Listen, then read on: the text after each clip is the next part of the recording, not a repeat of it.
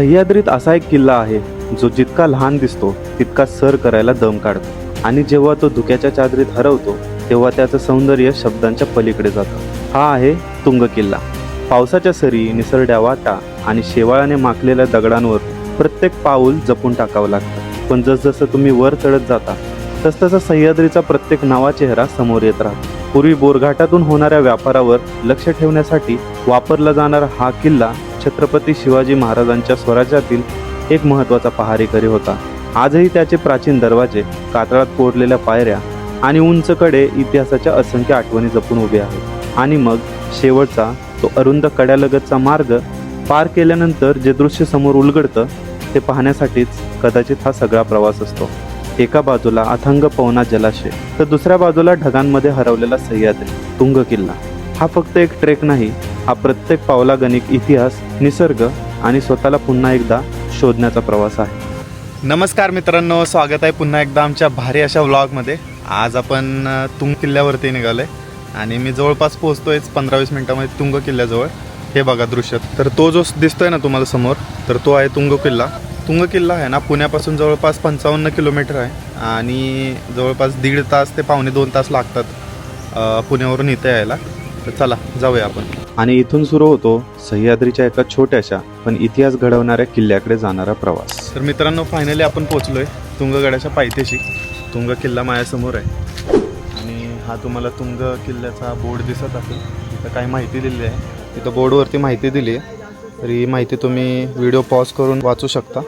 इथे जवळच तुम्हाला तुंग किल्ल्याचा नकाशा पाहायला भेटतो। इथे तुम्हाला 2 व्हीलर आणि 4 व्हीलर पार्किंग करण्यासाठी भरपूर जागा आहे। 2 व्हीलरसाठी 20 रुपये, परत 4 व्हीलरसाठी 50 रुपये आणि बससाठी 100 रुपये असे चार्जेस आहेत आणि पर पर्सन तुम्हाला 10 रुपये चार्जेस द्यावे लागतात। तुंग किल्ल्याच्या पायथ्याशी असलेल्या हनुमान मंदिराचं दर्शन घेऊन आम्ही तुंग किल्ल्याच्या चढायला सुरुवात केली। या नव्याने बांधलेल्या दगडी पायऱ्या आपल्याला तुंग किल्ल्याच्या दिशेने घेऊन जातात। कठीणगड या नावानेही ओळखला जाणारा हा किल्ला त्याच्या अवघड चढाईमुळे हे नाव मिळाल्याचं सांगितलं जातं। इसवी सन 1656 मध्ये छत्रपती शिवाजी महाराजांनी हा किल्ला स्वराज्यात सामील केला। खूप सुंदर दृश्य आहे, म्हणजे आता नवीन नवीन पायऱ्या तयार करायला लागलेत ते दगडाचे, हे बघा मागे। आणि पायऱ्यावरून लिटरली पाणी वाहतंय बघा। म्हणजे पाऊस आता खूप बंद आहे तरी पण खूप जास्त पाणी वाहतंय पायऱ्यावरून। पाऊस जर जास्त पडला ना अजून जास्त पाणी वाहेल, खूप सुंदर दिसेल। पवना मावळावर लक्ष ठेवणारा एक महत्त्वाचे टेहळणी किल्ला म्हणून या किल्ल्याची ओळख आहे। थोडं वरती आल्यानंतर आपल्याला पाहायला भेटतं चपेटदान मारुती मंदिर। या मंदिराचे वैशिष्ट्य आणि इतिहास या माहिती फलकावर दिले आहेत। अधिक जाणून घ्यायचं असेल तर व्हिडिओ इथेच थांबवून नक्की वाचा। पावसाळ्यात सह्याद्रीचं हेच खरं सौंदर्य, वाटेत दिसणारे असे दृश्य की ज्यामुळे चढाईचा प्रत्येक क्षण अधिक अविस्मरणीय बनतो। माझ्या मागं बघताय ना, तो तुंग किल्ल्याचा सगळ्यात स्टीप भाग आहे। म्हणजे लिटरली पायऱ्या आहेत ना जवळपास 60 ते 70 अंशावरती आहेत आणि इथे तुम्हाला दोरीच्या साहाय्याने सेफ्टीसाठी वरती चढावं लागतं। हे बघा किती स्टीप आहे बघा, हे बघा।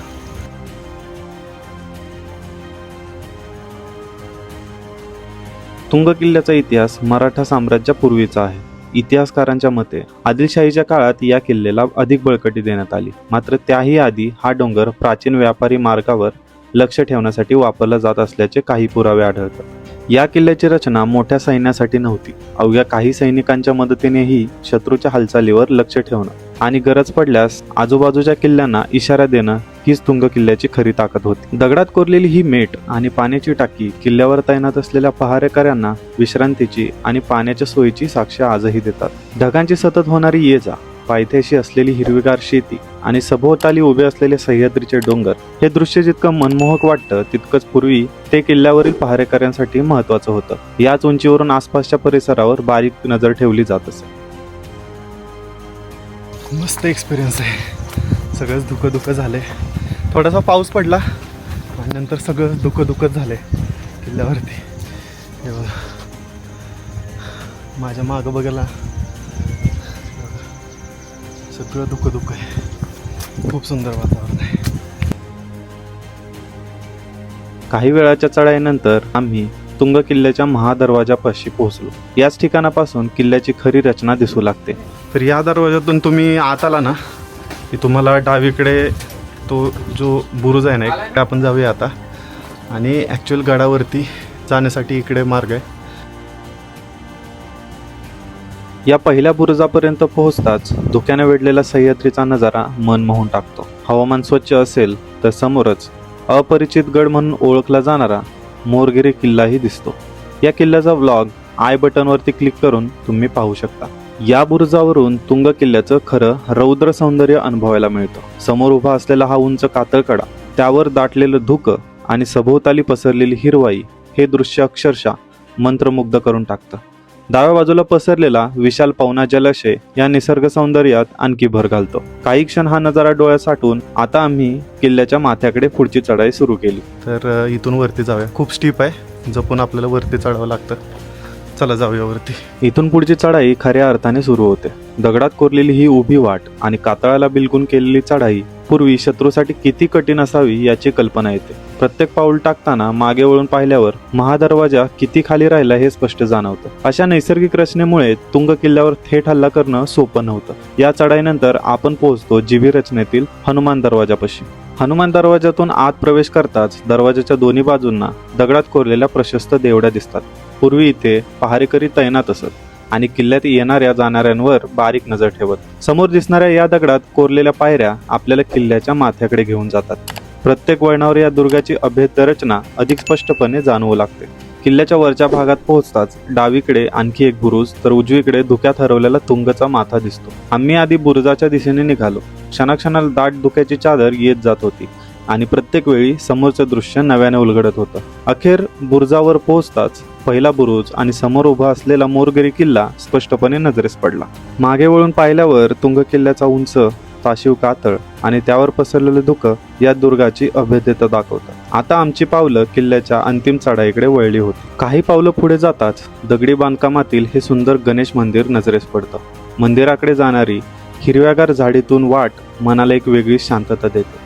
मंदिराच्या बाजूला असलेलं दगडात कोरलेलं जलकुंड आणि त्यातील हिरवागार पाण्याचं प्रतिबिंब सभोवतालच्या निसर्गात इतका सुंदर मिसळून जातो की काही क्षण इथून नजर हटवणं सुद्धा कठीण होतं. गणेश मंदिरासमोर दिसणारे हे कचेरीचे जोते पूर्वी इथूनच किल्ल्याचा कारभार चालत असे आणि महत्त्वाची कागदपत्र व दप्तरे सुरक्षित ठेवली जात असे. आता आम्ही तुंग किल्ल्याच्या तिसऱ्या टप्प्याकडे निघालो, पण तेवढ्यात मुसळधार पाऊस आणि सोसाट्याच्या वाऱ्याने चढाई आणखी कठीण केली.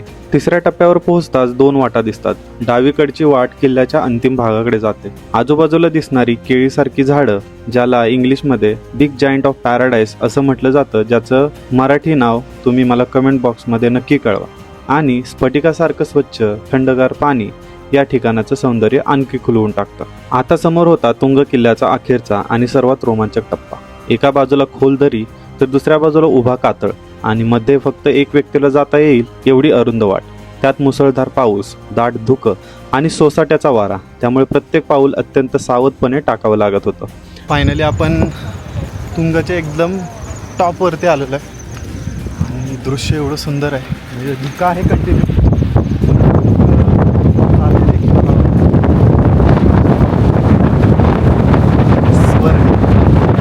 तुंग किल्ल्याचा माथा आकाराने थोडासा लहान आहे, पण इथे आपल्याला एक पाण्याची टाकी बघायला मिळते आणि तिथून दिसतात वाऱ्यासोबत भरधाव धावणारे ढग. हवामान स्वच्छ असेल तर इथूनच समोर तिकोना किल्लाही स्पष्ट दिसतो. या किल्ल्याचा संपूर्ण प्रवास आणि इतिहास जाणून घ्यायचा असेल तर त्याचा व्लॉग वरच्या आय बटनवरती क्लिक करून नक्की पहा. माथ्यावर वसलेलं हे तुंगाई देवीचं प्राचीन दगडी मंदिर किल्ल्याचं प्रमुख श्रद्धास्थान मानलं जातं. मंदिराच्या डाव्या बाजूने जाणारी ही अरुंद वाट किल्ल्याच्या टोकापर्यंत घेऊन जाते. इथून पवना जलाशयाचं अप्रतिम विहंगम दृश्य अनुभवायला मिळतं. हवामान स्वच्छ असेल तर समोर लोहगड आणि विसापूर किल्ले सुद्धा स्पष्ट दिसतात. लोहगड किल्ल्याचा संपूर्ण व्लॉग वरच्या आय बटनवरती क्लिक करून नक्की पहा. किल्ल्याच्या विरुद्ध दिशेला नजर टाकली तर हवामान स्वच्छ असताना मोरगिरी किल्ल्याच्या शेजारीच काही अंतरावर कोरीगड किल्लाही स्पष्ट दिसतो. सह्याद्रीतील या दुर्गांची साखळी आजही त्यांच्या ऐतिहासिक महत्त्वाची साक्ष देते. कोरीगड किल्ल्याचा संपूर्ण प्रवास आणि इतिहास जाणून घ्यायचा असेल तर त्याचा व्लॉग वरच्या आय बटनवरती क्लिक करून नक्की पहा.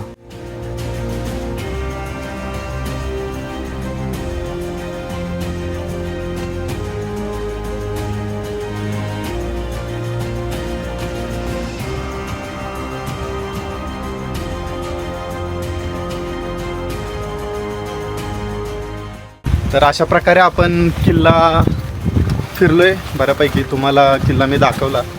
तुम्हाला तुम्हाला जर व्हिडिओ आवडला असेल ना तर नक्कीच आमच्या व्हिडिओला लाईक करा.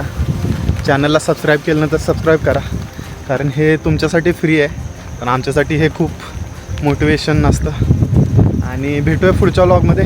तोपर्यंत जय महाराष्ट्र.